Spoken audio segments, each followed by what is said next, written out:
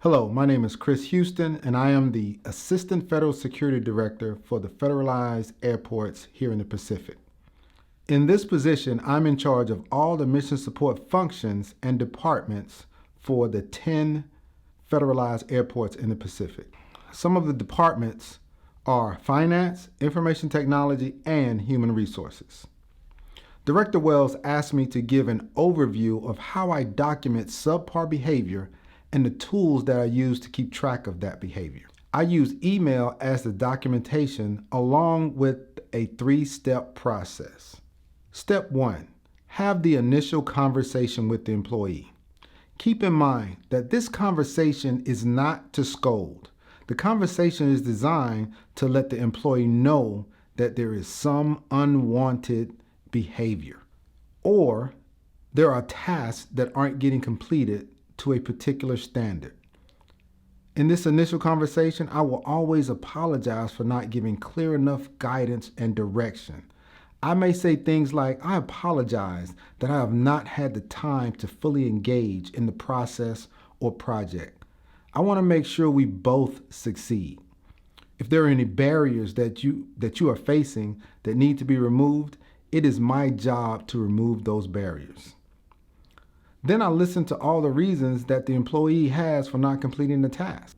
I listen to the responses and empathize. I make sure I'm nodding my head and acknowledging everything that they're saying. It's called active listening. I will draft an email that highlights the conversation, but more importantly, I will create a detailed description of exactly what I want the employee to accomplish and sometimes exactly how I want the employee to accomplish it. Keep in mind, the goal is to make sure we correct the behavior and give the employee a blueprint of exactly what we want accomplished. I know some of you are out there saying, I shouldn't have to tell someone exactly what to do. Well, in today's world, sometimes you do. You have to give the person a target or goal to accomplish. Make sure you put the words per our conversation in the subject line. This helps with retrieval later. You want a way to catalog each employee and when you speak to them. Step 3.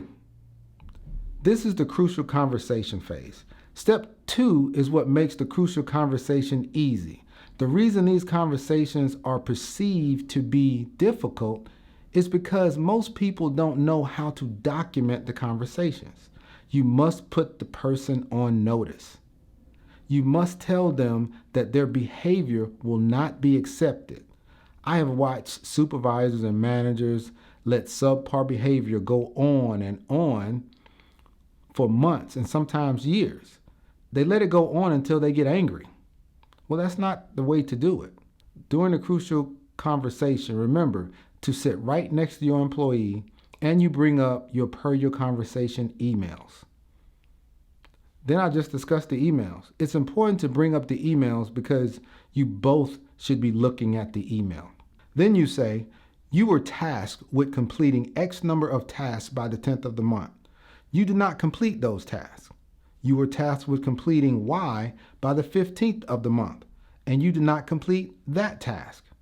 The employee is either going to give you an excuse why the task was not completed or own up to his or her mistake and say it won't happen again.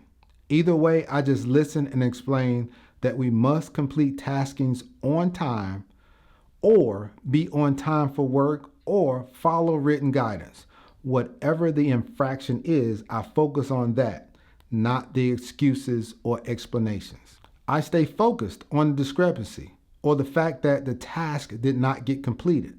I do not get caught up in trying to explain the different reasons or different ways a person could have completed the task.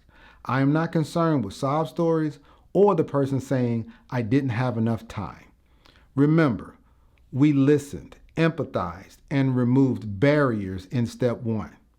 I have talked about the 3 steps that will help you have that crucial conversation and how to document that conversation. I hope this helps you in managing your employees, and I hope this will alleviate some of the anxiety associated with having the crucial conversation. Thank you very much. Good night and God bless.